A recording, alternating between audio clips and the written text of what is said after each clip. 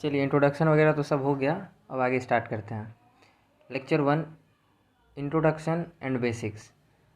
Introduction किससे? हमसे नहीं, इंट्रोडक्शन अकाउंटेंसी से। ठीक है। जनरली ये क्या है, सीए में इंटरमीडिएट लेवल पर पहला पेपर है। ठीक है। अकाउंट्स का सिलेबस, अकाउंटिंग कहते हैं। इसमें क्या क्या पढ़ना है, इस चीज़ को हम 3 चीज़ों में डिवाइड कर लेते हैं। कंपनी अकाउंट्स, जिसमें से 35% तक आता है। अदर देन कंपनी अकाउंट, जिसको हम लोग कहते हैं मिसलिनियस चैप्टर, वो 35 से 45% तक आता है। ठीक है।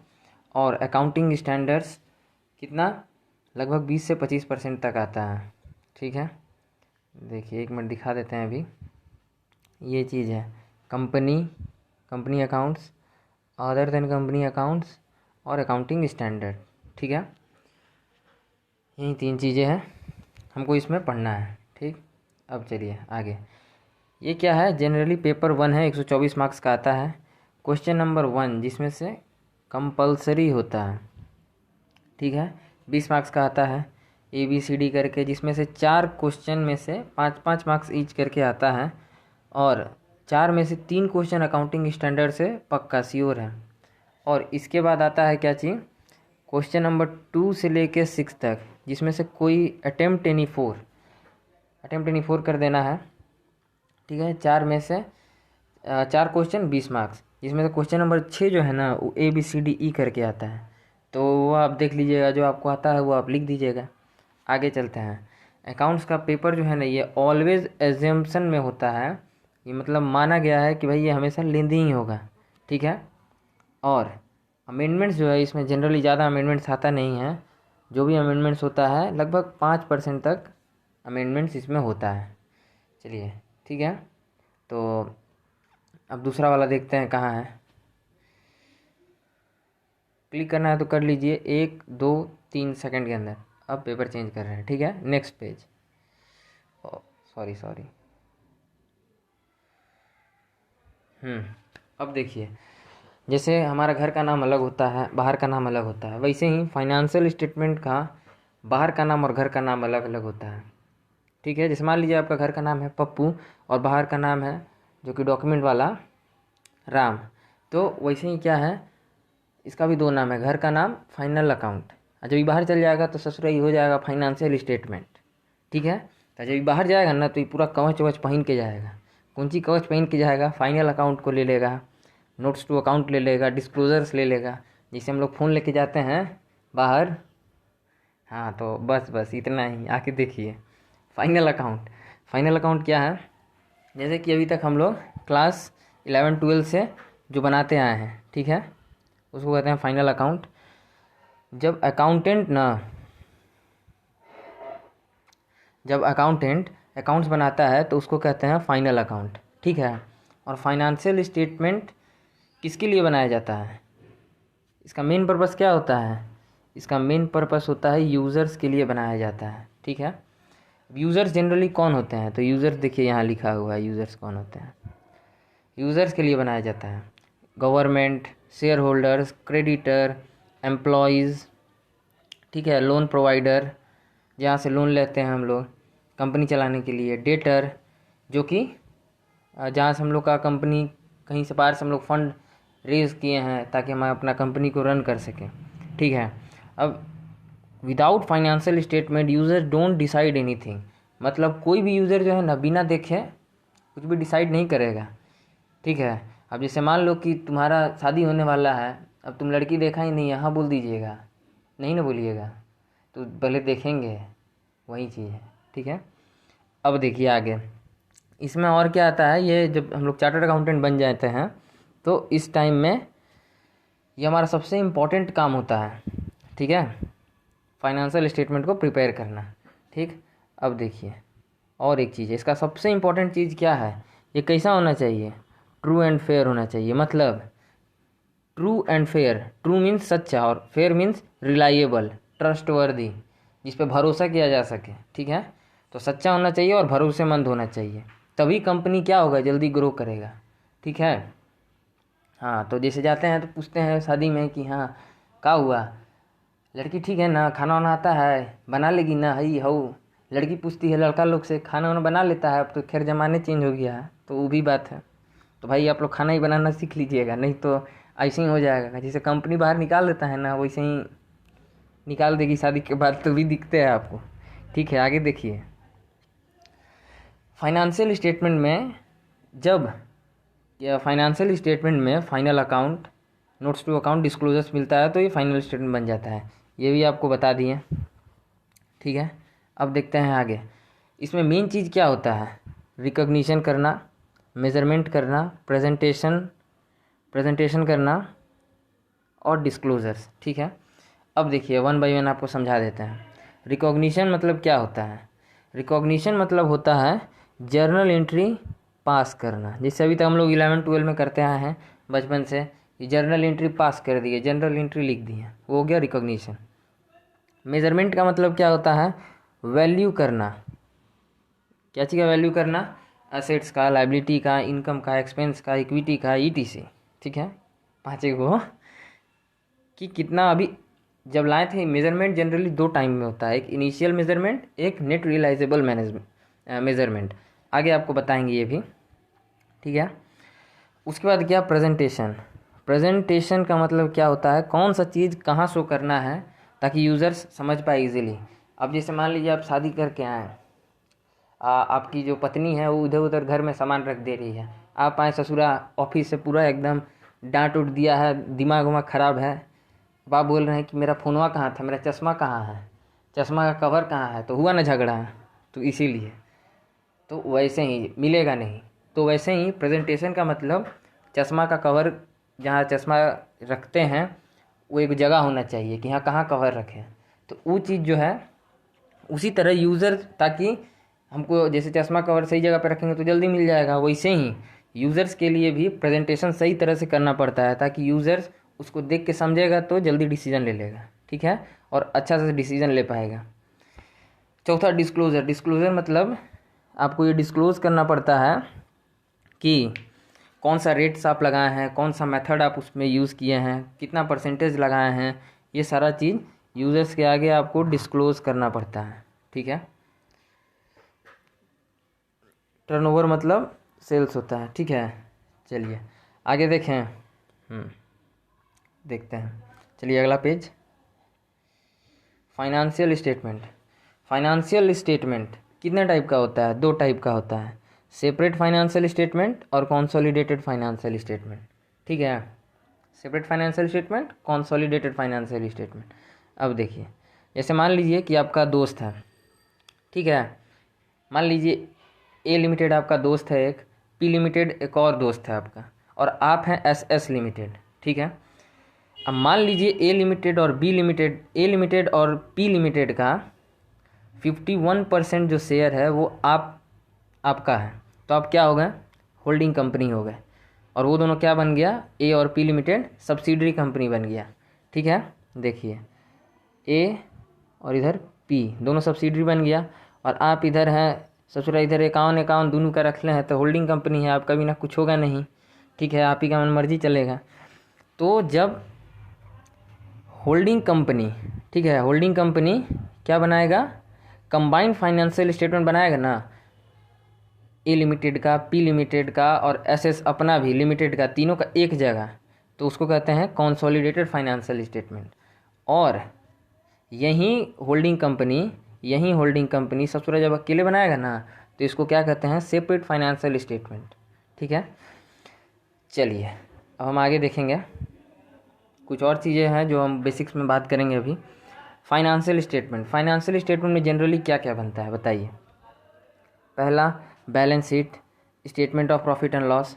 ठीक है, अब देखिए इसको थोड़ा सा बता देते हैं क्या होता है। बैलेंस शीट क्या होता है? बैलेंस शीट हमको क्या बताता है? पोजीशन, औकात बताता है कि हाँ हमारा औकात क्या है कंपनी का ऑन पर्टिकुलर डेट पर। ठीक, जैसे एसेट और लाइबिलिटी, कर्जा है, मान लो कि तुम्हारे पास एसेट है, ठीक है, मान लीजिए कि आपके पास एसेट है 1,10,000 का, और कर्जा भी है आपके पास 40,000 का, तब क्या बोलिएगा कि मेरे पास क्या है? आपका नेट एसेट वैल्यू कितना हुआ?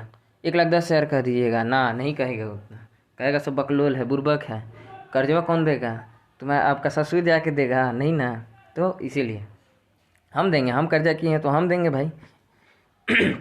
तो उसी तरह कंपनी भी बोलता है कि भाई हम कर्जा किए हैं तो हम देंगे। कंपनी भी स्वाभिमानी होता है भाई। अगर ज़्यादा दूर तक जाना है तो एकदम ईमानदारी से रहना पड़ेगा, पैसा लिए हैं तो देना पड़ेगा, ठीक है। तो वही चीज़, तो हमारा नेट एसेट वैल्यू कितना है, 70,000 है, ठीक है। उसको नेट वर्थ कह लीजिए, शेयर होल्डर फंड कह लीजिए, ऑन एनी डेट, ठीक। और ये कब कब बनता है, ऑन एनी डेट बनता है। चाहे तो 4 महीना पे बना सकते हैं, 6 महीना पे बना सकते हैं, या 3 महीना पे बना सकते हैं, जैसा आपका मन करे।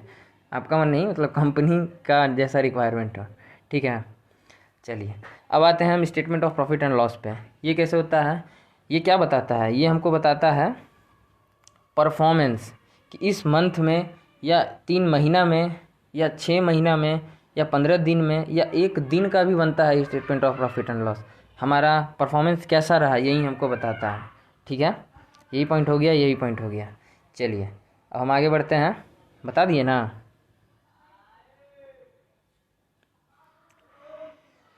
परफॉर्मेंस बताता है कि इस महीना हम लोग को प्रॉफिट हुआ कि लॉस हुआ, वो परफॉर्मेंस, ठीक है। इस महीना कैसा परफॉर्मेंस रहा, ठीक है। और ये बनता है आपका 1 दिन का ही बन जाएगा, 15 दिन का ही बन जाएगा, 3 महीना का ही बन जाएगा, 6 महीना का ही बन जाएगा, ठीक है। तीनों पॉइंट कवर कर दिए। आगे देखते हैं, ठीक। अगला पेज पे चलते हैं।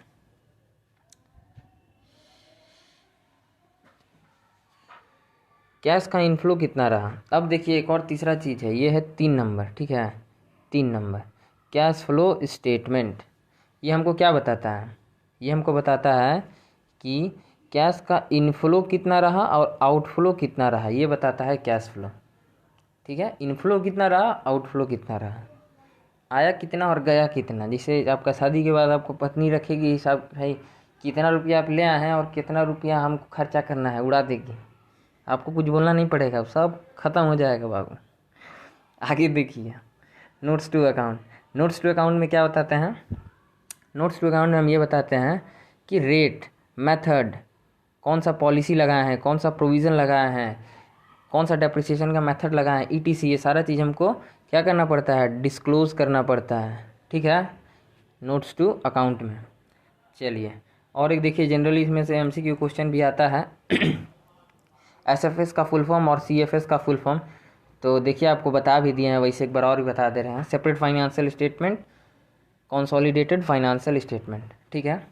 अब देखिए ये भी चीज़ आपको बताए हैं, होल्डिंग कंपनी कितना बनाएगा, क्रिएट 2 बैलेंस शीट 1+1, एसएफएस भी बनाएगा और सीएफएस भी बनाएगा। और सब्सिडरी कंपनी जो होगा ससुरा जब अकेले बनाएगा तो कितना बनाएगा, खाली एगो बैलेंस शीट बनाएगा, उसको क्या कहेंगे, एसएफएस, ठीक है। अब आते हैं देखिए हम लोग ट्रेडिशनल अप्रोच में, जो कि जनरली अभी यूज़ में नहीं है इसमें उतना। ऑलरेडी हम लोग इसको बचपन से बनाते आए हैं, ठीक है। बचपन मतलब 11-12 से, ठीक है। देखिए तो इसमें थोड़ा सा फ्री बता देते हैं। 3 चीज़ होता है, रियल, पर्सनल, नॉमिनल, ठीक है। अब इस तीनों में debit what comes in, credit what goes out. Real account में क्या होता है, जो भी चीज़ आया उसको डेबिट कर दिए, ठीक। और जो चीज़ गया बिजनेस से उसको क्रेडिट कर दिए, ठीक है। और देखिए पर्सनल में क्या होता है, डेबिट द रिसीवर, पाने वाले को डेबिट कर दीजिए, और क्रेडिट द गिवर, जो जो दे रहा है, गिवर है, उसको क्या कर देंगे, क्रेडिट कर देंगे, ठीक है। अब देखिए इनकम एंड एक्सपेंसेस में डेबिट ऑल एक्सपेंसेस, जितना भी एक्सपेंस है उसको डेबिट कर दीजिए, और क्रेडिट ऑल इनकम, जितना भी इनकम है उसको क्रेडिट कर दीजिए। जब शादी हो जाएगा तो बाबू खाली आपका यही होगा इसमें। देखिए जब शादी हो जाता है तो क्या होता है, खाली डेबिटे होगा, क्योंकि खाली खर्चे होगा, इनकम तो होगा ही नहीं ससुरा, ठीक है। जो होगा सब खत्म हो जाएगा। इसीलिए चलिए आगे बढ़ें। देखिए हाँ हो गया, अब थोड़ा ध्यान दीजिए। मॉडर्न अप्रोच, मॉडर्न अप्रोच में हम लोग क्या क्या पढ़ेंगे, एसेट्स क्या होता है, लाइबिलिटी एंड इक्विटी क्या होता है, एक्सपेंसेस क्या होता है, इनकम क्या होता है, ठीक है। इस चीज़ को भी हम एक्सप्लेन करेंगे थोड़ा सा, अगले पेपर में करते हैं, ठीक, स्क्रीनशॉट लेना है तो ले लीजिए, 1 2 3। नेक्स्ट पेज चलते हैं।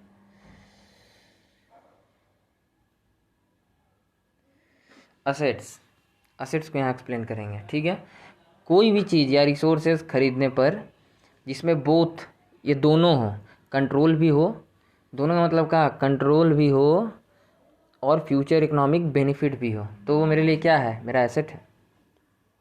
ठीक है, एक से काम नहीं चलेगा, दोनों चाहिए। एक से काम नहीं चलेगा, दोनों चाहिए, बोथ हो तभी वो एसेट है। ठीक है, अब देखिए इसको यहाँ पे हम थोड़ा डिवाइड कर देते हैं।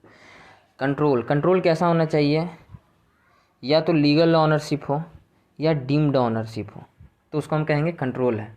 अब देखो, लीगल ऑनरशिप का मतलब क्या होता है कि हम उसको यूज़ करें या सेल करें या रेंट पे दे दें या ट्रांसफ़र कर दें, कुछ भी मेरा मर्जी, हम जो चाहे करें। रिस्क हो तो भी मेरा, रिवार्ड हो तो भी मेरा, बेनिफिट हो तो भी मेरा, सब मेरा मर्जी चलेगा उसमें। ठीक, इसको कहते हैं लीगल ऑनरशिप। और डीम्ड ऑनरशिप का मतलब क्या होता है, देखिए डीम्ड ऑनरशिप का मतलब क्या होता है, ये वाला लाइन चलेगा, देखिए ये लीज पर खरीदना। जैसे मान लीजिए कि एक ही बार पूरा ससुराल 99 साल का पेमेंटें कर दिए हैं और वो ज़मीन ले लिए हैं, तो वो भी, उस पर भी मेरा ही ऑनरशिप है, मेरा ही कंट्रोल है। ठीक, लंबे समय के लिए पेमेंट कर देना। अब देखिए फ्यूचर इकोनॉमिक बेनिफिट मतलब, जैसे पहले हम आपको एक एग्जांपल देके समझा देते हैं। ठीक है, देखिए जैसे मान लीजिए आपको सैलरी देना है। ठीक, एक वर्कर आया, उसको सैलरी देना है, बिना काम करवाए एडवांस देना 6 मंथ का सैलरी, ये क्या है आपके लिए, एसेट्स है। और काम करवाने के बाद, ठीक है, काम करवाने के बाद सैलरी देना मंथ के एंड में, मतलब काम करवा लिए, काम ख़त्म हो गया और तब अगर हम उसको सैलरी दे रहे हैं तो ये मेरे लिए एक्सपेंस है। ठीक, जैसे आया कुछ उसको प्रॉब्लम हो गया, कहा कि सर थोड़ा एडवांस दे दीजिए, सर मम्मी का तबीयत ख़राब है, चाहे कुछ भी, तो अब आप भाई बॉस है तो मदद करेंगे ना, करेंगे। तो इसीलिए 6 मंथ का सैलरी एडवांस दे दिए, अगर चाहे 1 महीना का एडवांस दे दिए बिना काम करवाए, तो मेरे लिए क्या है, एसेट्स है। मतलब हमको फ्यूचर में एक्सपेक्ट है कि हाँ, मतलब वो हमको फ्यूचर में उसका रिटर्न देगा। ठीक है, वही चीज़ हो गया। देखिए यहाँ भी लिखे हैं, फ्यूचर में बेनिफिट मिलना एक्सपेक्टेड हो, यूज़ करने पर, चाहे सेल करने पर, चाहे रेंट में देने पर, चाहे ट्रांसफ़र कर दे, चाहे कुछ भी कर दे, मतलब मिले, बेनिफिट मिलना बाकी हो फ्यूचर में। ठीक है, तो इसको हम क्या कहेंगे, फ्यूचर इकोनॉमिक बेनिफिट। जहाँ ये दोनों है वो क्या है, वही मेरा एसेट है। ठीक है, अब देखिए थोड़ा सा एक्सपेंस भी बता देते हैं। एक्सपेंस मतलब बाबू होता है जहाँ बेनिफिट मिल चुका है। जैसा इसमें देखिए, काम करवाने के बाद हम सैलरी दे रहे हैं मंथ के एंड में, तो ये क्या है, एक्सपेंस है। बेनिफिट हमको मिल चुका है, वो काम कर दिया है, उसके बाद उसको पैसा दिए हैं। ठीक है, तो पैसा वसूल जहाँ हो चुका है वो क्या है, एक्सपेंस। ठीक है, और देखिए मटेरियल आइटम्स होना चाहिए। जैसे मटेरियल आइटम्स क्या होता है, जैसे लैपटॉप और कैलकुलेटर, किसको मानेंगे आप मटेरियल आइटम। ठीक है, यहाँ देखिए, यहाँ है ये पॉइंट आपका, यहाँ है, नहीं 1 मिनट, मटेरियल आइटम्स होना चाहिए। एग्जांपल लैपटॉप कैलकुलेटर महंगा हो एंड एक्सपेक्टेड हो 1 ईयर से ज़्यादा फ्यूचर बेनिफिट देगा, तो ही वो मटेरियल आइटम है। ठीक है, जैसे देखिए यहाँ ये चीज़ है कटा। ठीक है, ये पीला वाला इसका है, बेनिफिट वाला लाइन है, ये इसका लाइन है, ये यहाँ जो पीला वाला जा रहा है, ठीक है, इसका लाइन है। ठीक है, तो महंगा होना चाहिए। तो जैसे मान लीजिए कि हम कैलकुलेटर खरीदे तो वो मेरे लिए क्या है, एक्सपेंस है, और लैपटॉप खरीदे तो वो मेरे लिए क्या है, एसेट्स है। ठीक है, चलिए नेक्स्ट पेज चलें। आइए, यहाँ हम लोग पढ़ेंगे, there are 4 principles of accounting to prepare financial statement, to prepare financial statement. ठीक है, अब देखिए ऑलरेडी हम इसको बताए हैं, बट थोड़ा सा हल्का ब्रीफ में बता देते हैं। Recognition, to record recognition to record the financial transaction and events. Transaction मतलब 2 पार्टीज़ के बीच का एग्रीमेंट होता है, ट्रांजैक्शंस। ठीक है, और इवेंट क्या होता है, इवेंट क्या होता है, कोई भी सडनली घटना घट गया, जैसे कि अर्थक्वेक आ गया, या लॉस बाय फायर हो गया, या बैड डेब्ट्स हो गया, डूब गया पैसा, तो इसको क्या कहते हैं, इवेंट्स। तो इसका रिकॉर्ड करना ही, जर्नल एंट्री पास करना कहलाता है रिकॉग्निशन। मेजरमेंट ऑफ अमाउंट और वैल्यू, द रिकॉग्निशन ऑफ, अब ये चल रहा है, the recognition of financial transaction और event at which value, what should be the value. ठीक है, तो देखिए मेजरमेंट जैसा कि हम आपको कुछ टाइम बता रहे थे, अभी यहाँ पे समझा देते हैं। मेजरमेंट दो टाइम होता है, फर्स्ट टाइम कब, रिकॉग्निशन के टाइम पर, इनिशियल मेजरमेंट उसको कहते हैं, और दूसरा को कहते हैं सब्सिक्वेंट मेजरमेंट, बैलेंस शीट के डेट पर। ठीक है, अकाउंटिंग स्टैंडर्ड में भी आपको इसके बारे में पढ़ाया जाएगा, बताया जाएगा, हम ही बताएंगे, बहुत कोई बताएगा, बट जब हम उसको आपको आगे में एक्सप्लेन करेंगे, अभी आपको पहले बेसिक समझ लेते हैं हम कि हाँ हमारा पहले बेसिक्स अच्छा होना चाहिए। ठीक है, अकाउंटिंग स्टैंडर्ड का चिंता मत कीजिए, हो जाए।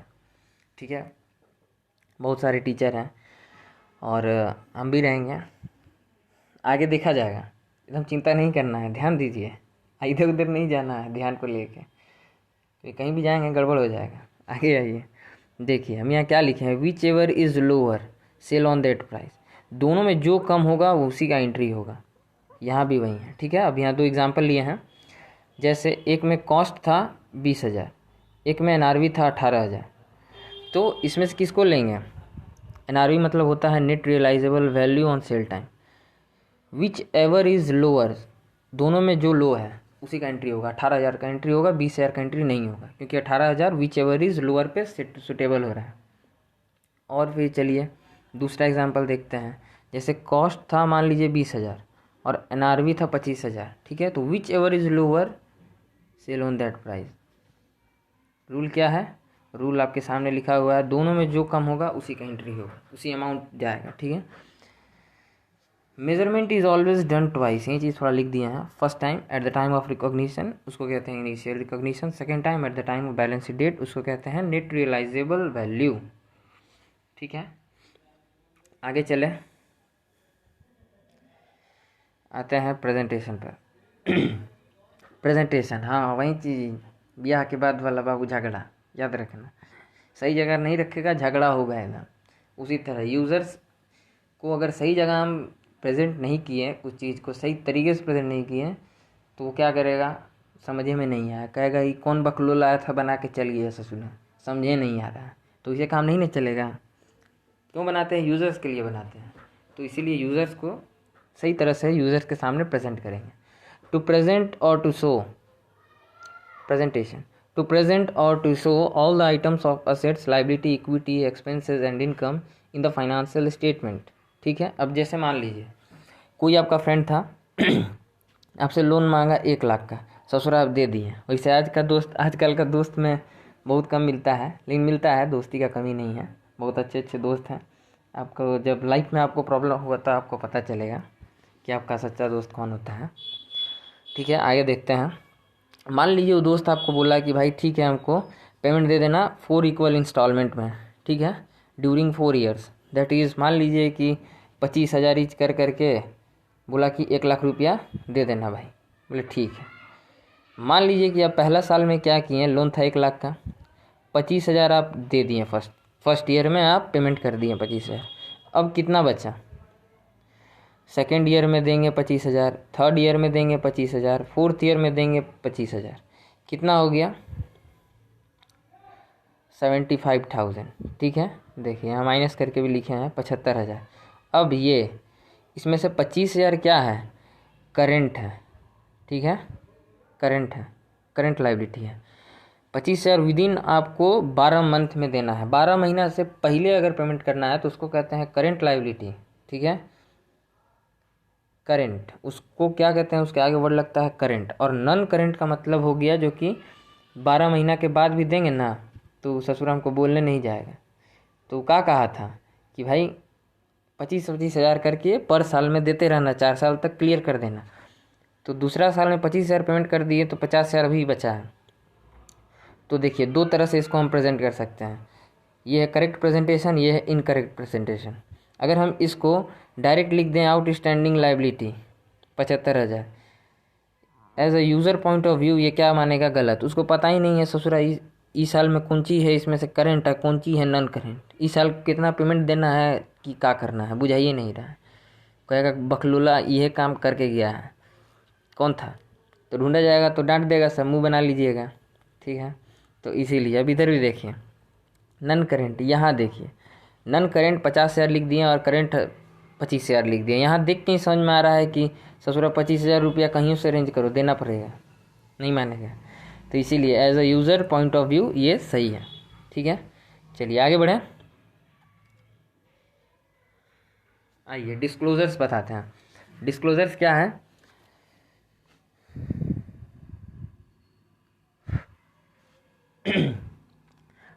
इससे पहले डिस्क्लोजर बताने से पहले थोड़ा दो वर्ड बता देते हैं, मटेरियल आइटम और नोट्स टू अकाउंट।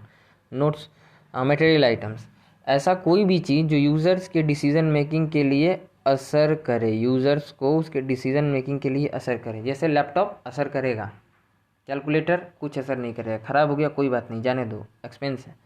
तो ऐसा कोई भी चीज़ जो यूज़र के डिसीजन मेकिंग को असर करे वो मटेरियल आइटम होता है।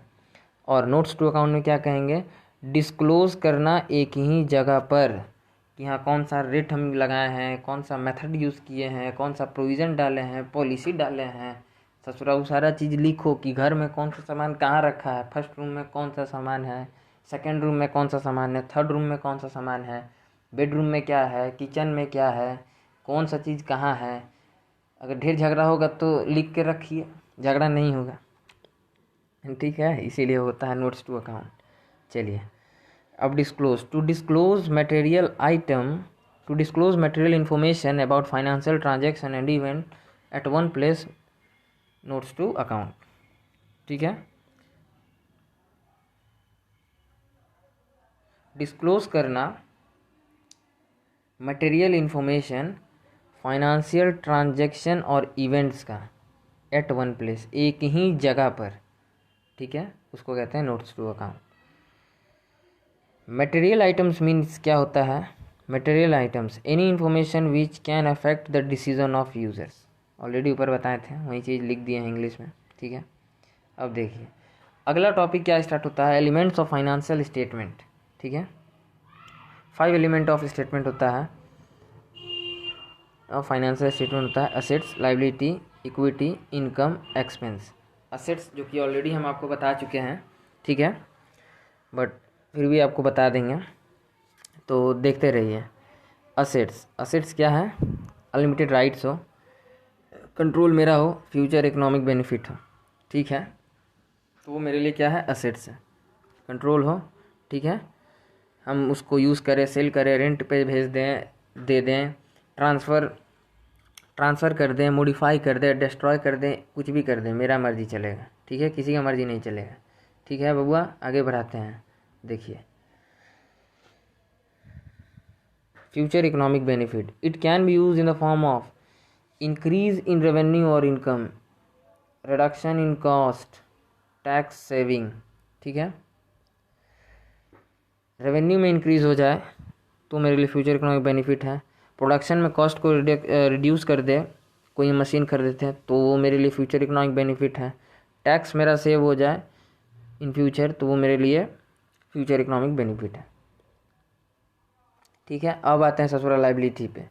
जैसे it is a present obligation, obligation means promise of entity which is to be settled by outflow of economic benefit, outflow of economic benefit, ठीक है। अब जैसे देखिए इसको एग्जांपल्स पे पहले बताते हैं।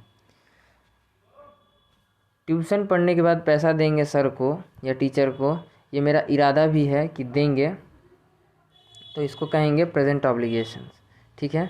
इंटेंशन क्लियर है पेमेंट करने का तो इसको कहते हैं प्रेजेंट ऑब्लिगेशन। इंटेंशन क्लियर नहीं है मैंने कि देखा जाएगा, कहीं भाग उग जाएंगे, तो जैसे कभी कभार लास्ट टाइम में हम लोग सर को पेमेंट जो नहीं देते हैं वो चीज़ का यहाँ है, वही चीज़ है पॉसिबल, ठीक है, पॉसिबल ऑब्लिगेशंस उसका मतलब होता है, ठीक। देखिए present obligations means entity's intention to discharge और सेटल इज़ वेरी क्लियर, पे करने का इंटेंशन पक्का है कि हाँ भाई देंगे, और फ्यूचर में कैसे देंगे? आउटफ्लो ऑफ इकोनॉमिक बेनिफिट के रूप में देंगे, ठीक है। जिसमें से एग्जांपल कुछ बताते हैं। एग्जांपल क्या है? कैश दे दें या शेयर दे दें या कोई एसेट दे दें, ठीक है, ट्रांसफ़र ऑफ ऑनरशिप बिल्डिंग दे दें, बिल्डिंग का ऑनरशिप ट्रांसफ़र कर दें, या फ्री रेंट कर दें, फॉर सर के लिए फ्री कर दें, ठीक है। ठीक, तो वो सारा चीज़ आपका आ जाएगा इधर। चलिए आगे हम देखते हैं, आगे देखते हैं इक्विटी। ठीक, इक्विटी जो है इक्विटी को equity is also known as original name, pet name, types. ठीक है, जैसे capital, net worth, net assets, shareholder fund, ये सब क्या है, इसका वहीं घर का नाम बाहर का नाम वाला सीन है। ठीक है, equity is a separate head in balance sheet. ये क्या है, बैलेंस शीट में आप देखे होंगे, बैलेंस शीट में आप देखे होंगे ये सेपरेट हेड रहता है, इक्विटी एंड लायबिलिटी सबसे ऊपर। ठीक है, इसी से स्टार्ट होगा, कहेगा कि पहले हमसे मिलो तब आगे चलो, ऐसे नहीं चढ़ के जाने देंगे अपने ऊपर, मेरे लास्ट से गुजर के जाना पड़ेगा। ठीक है, तो देखो equity is a residual interest, equity is a residual interest in the assets of the company after settling all the outsider liability. ठीक है, जैसे मान लो कि इंटरेस्ट हुआ तो सबसे पहले किसको मिलेगा, बाहर वाले को मिलेगा। ठीक है, रीपे करना ही पड़ेगा बाहरी को।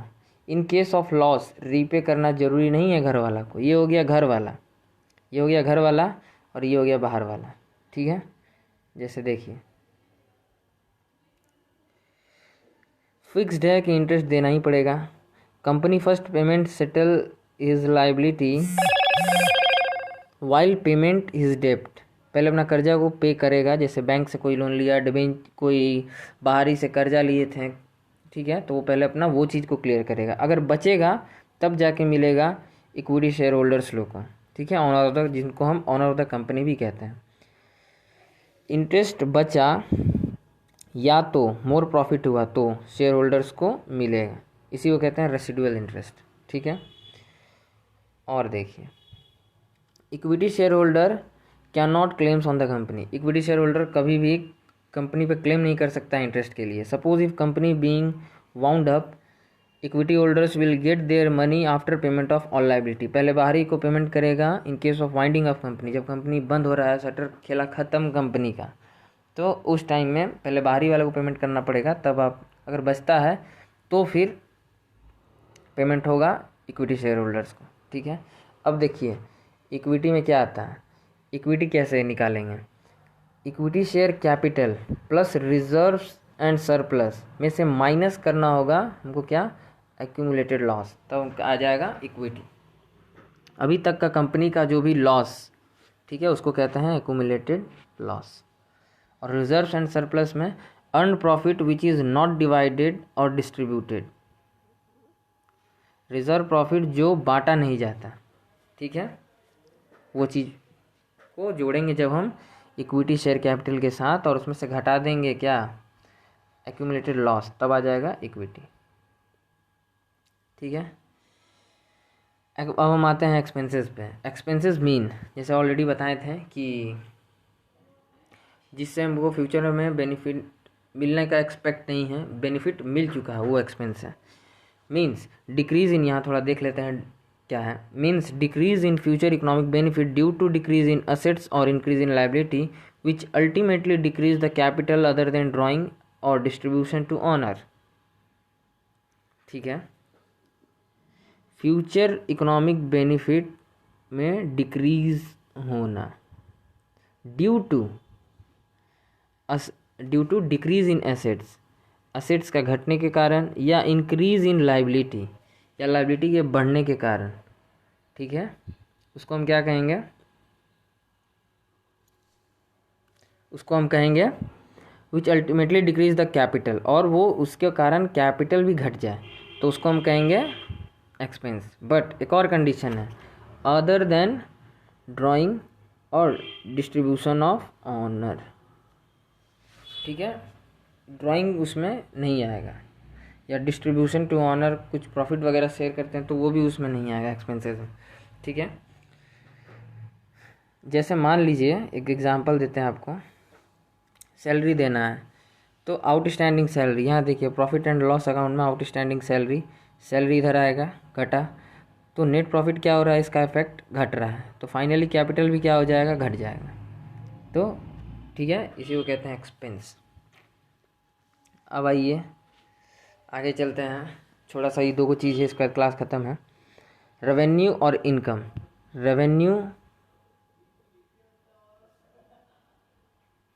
Revenue income, it is a gross receipt, ठीक है, it is a gross receipt, gross receipt होता है।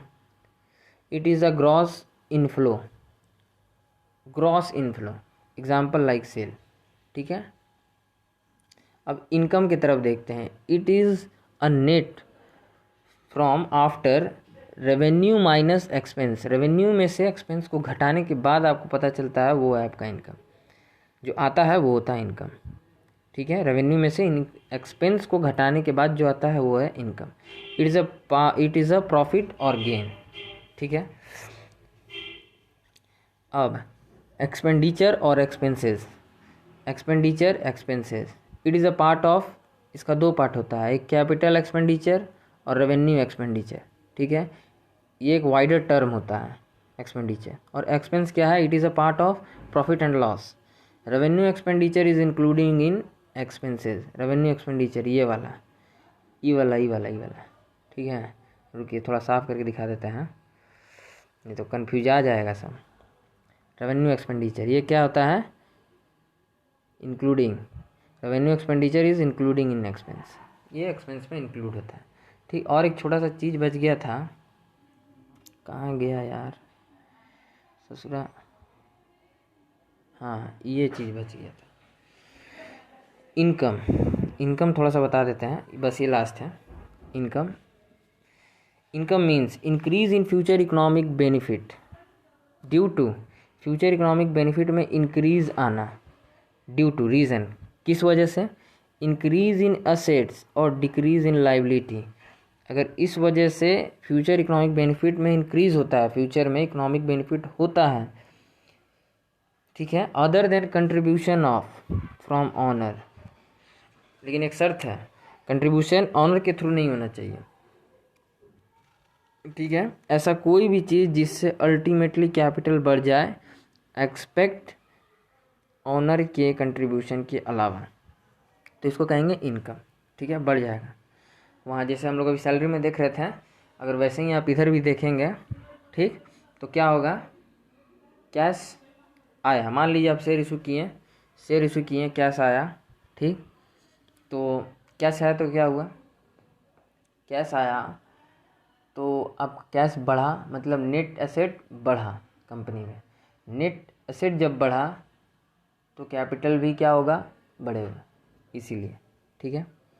चलिए, तो आज का सेशन यहीं पे रोकते हैं, ये लेक्चर 1 था, और घबराइए नहीं, पढ़ेंगे धीरे धीरे, सारा चीज़ पढ़ेंगे, जैसा कि ट्राई करेंगे सारा चीज़ को कवर करने का।